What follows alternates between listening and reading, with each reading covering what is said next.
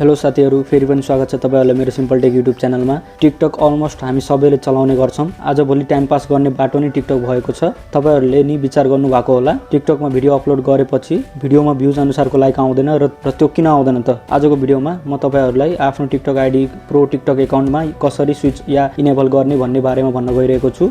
र यो इनेबल गरेपछि तपाईहरुले आफै थाहा पाउनु हुनेछ कि किन तपाईहरुको भिडियोमा भ्युज नआएको भनेर। त्यही भएर कृपया यो भिडियोलाई सुरुबाट हेर्नु होला। मैले पनि 2 दिन भयो मैले यो ट्राई गर्न थालेको। पहिला मेरो टिकटकमा भ्युज नै आउँदैन थियो र अहिले यो ट्रिक अपनाएपछि मेरो टिकटकमा मिनिमममा पनि अब 100 200 1k 2k भ्युज आउँछ।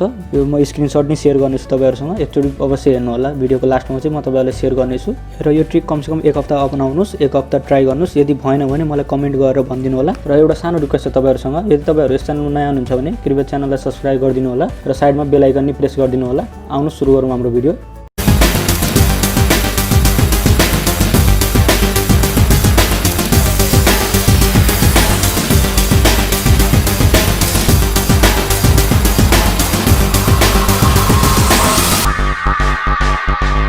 म आफ्नो मोबाइलको स्क्रिनमा आइसकेको छु। फर्स्टमा म तपाईहरुलाई आफ्नो टिकटक एकाउन्टमा लानेछु। यहाँ देख्न सक्नुहुनेछ म आफ्नो टिकटक एकाउन्टमा आइसकेको छु। तपाईहरुले आफ्नो टिकटक एकाउन्टलाई कसरी प्रो टिकटक एकाउन्टमा लान सक्नुहुन्छ भन्ने म तपाईहरुलाई यो तरिका देखाउनेछु। म आफ्नो प्रोफाइलमा आइसकेको छु। तपाईहरुले यहाँ मास्तिर राइट ह्यान्ड साइडमा देख्न सक्नुहुनेछ 3 डट छ। त्यो 3 डटमा सिम्पली क्लिक गर्नुस्। 3 डटमा क्लिक गरिसकेपछि तपाईहरुको अगाडि म्यानेज माई एकाउन्ट भनेर लेखिएको छ, त्यसमा क्लिक गर्नुस्। त्यसमा क्लिक गरिसकेपछि तपाईहरुको लास्टमा हेर्नुस्, सबभन्दा लास्टमा रेड कलरले हाइलाइट गरेको छ, यहाँ पढ्न सक्नुहुनेछ switch to pro account. Simply तपाईहरुले यसमा ट्याप गरेर आफ्नो एकाउन्टलाई प्रो एकाउन्टमा लान सक्नुहुनेछ र यसको फाइदाहरु के छ म तपाईहरुलाई अहिले भन्नेछु। म अहिले सिम्पली यहाँ स्विच टु प्रो एकाउन्ट गर्नेछु। यहाँ देख्न सक्नुहुनेछ। त्यसमा क्लिक गरिसकेपछि तपाईहरुको अगाडि यस्तो इन्टरफेस आउनेछ। सिम्पली तपाईहरुले कन्टिन्यू गरिदिनुस्, फेरि कन्टिन्यू गर्नुस्। कन्टिन्यू गरिसकेपछि तपाईहरुको चुज अ क्याटेगोरी भनेको छ। यो भनेको चाहिँ तपाईहरुको अब टिकटक के को बारेमा हो। यदि एजुकेसनको बारेमा टिकटक बनाउनुहुन्छ भने एजुकेसनमा सिलेक्ट गर्नुस्, या पर्सनल ब्लग हो भने पर्सनल ब्लगमा सिलेक्ट गर्नुस्। यदि तपाईहरुको इन्टरटेनमेन्टको लागि इन्टरटेनमेन्ट पर्पसको लागि हो भने इन्टरटेनमेन्ट सिलेक्ट गर्नुस्। अब मेरो चाहिँ अहिले यो पब्लिक फिगरको लागि हो, त्यही भएर म पब्लिक फिगर सिलेक्ट गर्नेछु।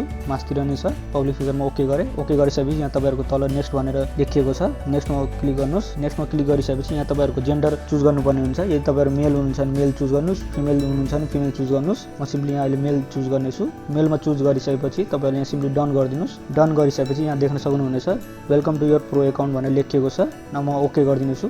इन्टरफेसमा देख्न सक्नुहुनेछ तल एनालाइटिक्स भनेर लेखिएको छ, रेड डट पनि छ यहाँ। सिम्पली यसमा क्लिक गर्नुस्। एनालाइटिक्समा क्लिक गरिसकेपछि तपाईहरुको अगाडि यस्तो इन्टरफेस आउनेछ।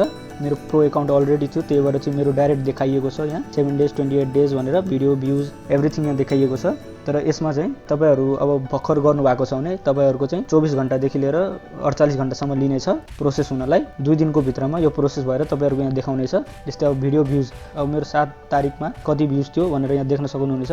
6 तारिखमा कति थियो यहाँ देखाइरहेछ। यसरी तपाईहरुले यहाँ भिडियो भ्युज आफ्नो भिडियो भ्युज पनि हेर्न सक्नुहुनेछ। फलोअर्स कति छ तपाईहरुको, कुन तारिख कति बढ्यो तपाईहरुको फलोअर्स, त्यो सबै हेर्न सक्नुहुनेछ। प्रोफाइल भ्युज तपाईहरुको प्रोफाइल 7 दिन भित्रमा कति जनाले हेरे, कति जनाले सर्च गरेर हेर्नुभयो तपाईको प्रोफाइल यहाँ देखाउनेछ। र अर्को छ यहाँ कन्टेन्ट। कन्टेन्ट भनेको तपाईहरुले अपलोड गरेको भिडियोजहरुमा कति भ्युज आयो र कुन ठाउँबाट आयो त्यो पनि तपाईहरुले हेर्न सक्नुहुनेछ। यहाँ तपाईहरुले फलोअर्स भनेर देख्न सक्नुहुनेछ राइट ह्यान्ड साइड। फलोअर्समा क्लिक गर्नुस्। फलोअर्समा क्लिक गरिसकेपछि तपाईहरुको अगाडि यहाँ जेन्डर भनेर देखाउनेछ।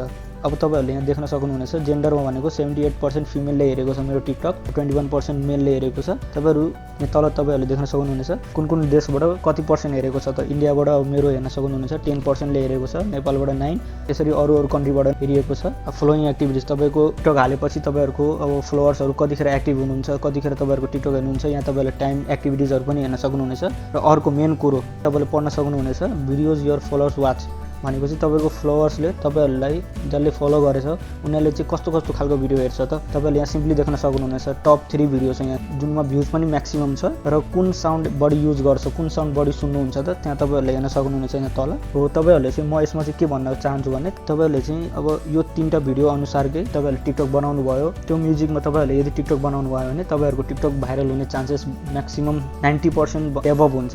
त्यही भएर चाहिँ यो इनेबल गर्नुस्। इनेबल गरेको 1 वीकसम्म चाहिँ तपाईहरुले यही कन्टेन्टहरुमा चाहिँ टिकटक बनाएर हेर्नुस्। तपाईहरुको 90% यदि भ्युज इन्क्रिज भएन र टिकटकमा भ्युज आएन भने चाहिँ र लाइक्स आएन भने चाहिँ मलाई एकचोटी कमेन्ट गरेर भनिदिनु होला। म त्यसको लागि तपाईहरुलाई फेरि पनि सोलुसन लिएर आउने छु। यो चाहिँ अवश्य ट्राई गर्नु होला तपाईहरुले। र मैले नि अहिले यही ट्रिक अपनाइरहेको छु, त्यही भएर तपाईहरुले नि ट्राई गर्नुस्। यदि तपाईहरुको 1 वीक भित्रमा भएन भने चाहिँ मलाई कमेन्ट गरेर भनिदिनु होला। र यही थियो आजको हाम्रो भिडियो।